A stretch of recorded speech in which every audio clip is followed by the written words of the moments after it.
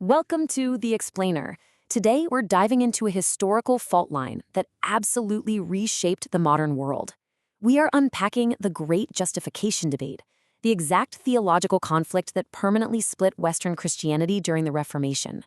Whether you approach this from a theological, historical, or even just a sociological standpoint, the concepts we're about to explore are totally foundational to understanding Western thought. Okay, let's dive right into this. How can a sinner be right with God? Now, you might think of this as just some dusty old debate, but from the apostles straight through to the 16th century reformers, this wasn't casual chatter. It was the ultimate question of human existence. Every single soul's eternity was thought to hang on it. How exactly does a flawed, broken human being stand justified before a perfect, holy creator? The answers people came up with for that question would literally tear Europe apart. So, here's our roadmap for this explainer. We're going to cover the ultimate theological question, imputed versus infused righteousness, the fascinating evolution of Martin Luther, the Council of Trent, and finally, why this divide still remains today. All right, kicking things off with Section 1, the ultimate theological question. To really wrap our heads around the Protestant Reformation, we've got to nail down the vocabulary first. And honestly, the whole shebang revolves around one incredibly loaded word: justification. Take a look at this definition, because differing interpretations of this exact concept sparked centuries of intense conflict. Does justification mean the actual transformation of a sinner from a state of unrighteousness to a state of real holiness? Or does it mean a legal act of God declaring a sinner righteous, even if they remain flawed on the inside? Is it an internal change or an external legal ruling? That tension right there is exactly where the tectonic plates of theology collide. Which brings us perfectly to Section 2, imputed versus infused righteousness. Let's put on our impartial anthropologist hats for a second and examine these two completely irreconcilable viewpoints that emerge to answer that big question. On the Protestant side, you have imputed righteousness. Think of this like a courtroom, a forensic external declaration where God, the judge, acquits the sinner by crediting Christ's righteousness to them. But on the Catholic side, you have infused righteousness. This is an illegal fiction. It's an internal transformation. God's grace is literally poured or infused into the soul, actually eradicating sin and making the person inherently holy. So legal declaration on one hand, literal inner transformation on the other. And these concepts actually give us a pretty incredible visual metaphor straight from the historical sources. The Reformers saw justification as a mantle. It's like Christ's perfect righteousness is a cloak, covering over a person's miserable, sinful reality underneath. God looks at the believer and sees Christ's cloak. But Catholic theologians push back hard on that. They argued that a mere cloak just leaves a saint and a sinner living side by side inside the same body. Instead, they view justification as medicine. Sanctifying grace acts like a divine cure, completely destroying sin, the exact same way that turning on a light physically dispels the darkness. So how does someone actually receive this justification? Well, Protestants championed Sola Fide, or faith alone. They viewed faith as the solitary instrument, just an empty, open hand receiving the finished work of Christ. It doesn't earn anything, it just accepts. The Catholic framework, however, relies on fides formata, which means faith formed by or active in charity and good works. Leaning heavily on the book of James, Catholic teaching asserts that a faith totally devoid of love and works is just dead. And a dead faith, definitely not enough to justify someone before God. Moving right along to Section 3, the evolution of Luther. Now we're going to pivot to a really wild historical twist.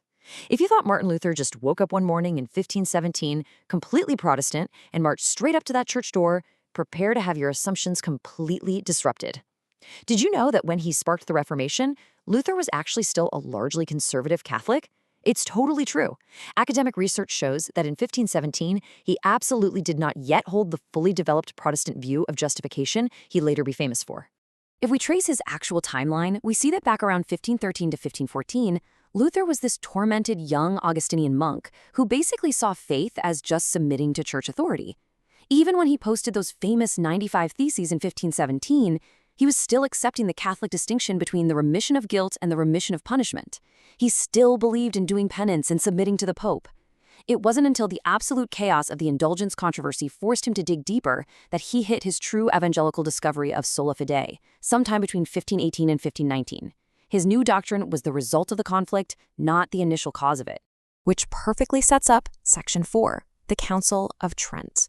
As Luther's new theology spread like wildfire, the Catholic Church realized it needed to officially clarify its own position and permanently draw its lines in the sand.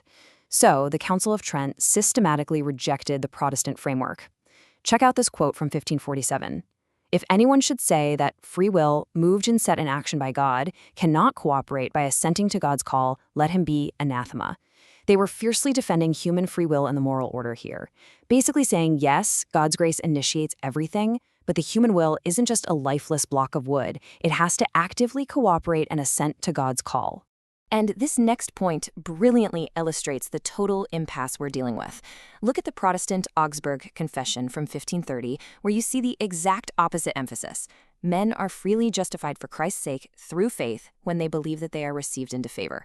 Notice what's missing? There is zero mention of inner cooperation or human free will assisting the process. It's all about a sheer free reception through belief alone.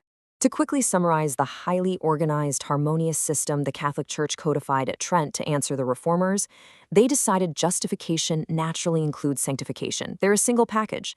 Human free will, weakened by the fall, sure, but absolutely not extinguished. They declared that original sin is truly obliterated in baptism, not just covered up. And they made it crystal clear that sanctifying internal grace is the only formal cause of justification. It's a system deeply focused on actual reality, the idea that God actually makes the soul holy. Contrast that with the codified Protestant response found in their confessions. The Reformers built a system specifically designed to relieve a terrified, anxious human conscience. For them, faith merely receives what Christ already accomplished. Righteousness is wholly external to the believer. Because of that, your assurance of salvation is grounded entirely in Christ's finished work, not on your own performance. And to maintain that guarantee, they insisted on a massive, strict separation between justification, the one-time legal declaration, and sanctification, which is the lifelong process of growing in holiness. And that brings us to our final section, why the divide remains. We have spent this explainer pretty deep in 16th century theology, but let's pull back to the modern era for a second. Why on earth does a 500-year-old debate over vocabulary and doctrine still matter to us today? Well, despite some really incredible modern ecumenical dialogues where Protestants and Catholics have found common ground, the fundamental structural differences established centuries ago remain deeply entrenched. The actual definitions of grace, merit, and what faith does mechanically in salvation are still fundamentally at odds. If you scratch the surface of how different traditions view self-improvement, social activism, or even personal guilt today, you're going to find these exact 16th century blueprints guiding their worldviews. Which leaves us with a pretty provocative thought to wrap up the explainer. When we argue today about authenticity or earning our keep, or whether human beings are inherently good or just covered in flaws, are we really just fighting this exact same 16th century battle over grace and works, just using different names? It's definitely something to chew on the next time you find yourself trying to justify your own actions. Thanks for joining me on this deep dive. And as always, keep questioning the history behind the ideas.